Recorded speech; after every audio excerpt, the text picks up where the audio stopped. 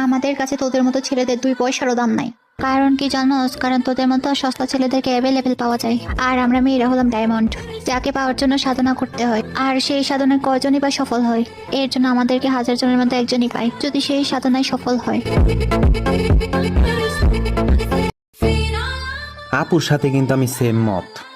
আসলে আপু ঠিকই বলছে, 1000-এ একটা পায়। এদের মতো মাগিকে গুলিস্থানে গেলে কিন্তু 1000-এ একটাই পোলাই যায়। এদের মতো মাগিদেরকে চুটতে। আর আপনারা জানেন এদের মতো মাগিরা কেন নিজেকে ব্ল্যাক ডায়মন্ড মনে করে? কারণ যারা এদেরকে যায় দিতে, তারা তাদেরকে এটা বলেই প্রশংসা করে, আপনি আসলে একটা ব্ল্যাক ডায়মন্ড। আপনি অনেক সুন্দর। আপনাকে বাস দিতে আমার অনেক ভালো লাগে। আর তোমরা এদেরকে অপমান করো। এরা তো দেশের গর্ব। গুলিস্তানে যদি এদের মতো সস্তা মাগি না থাকে আর সস্তা পোলাপান না থাকে, তাহলে এদের ব্যবসা চলবে কি করে? এদেরকে তোমরা কিছু বইলো না।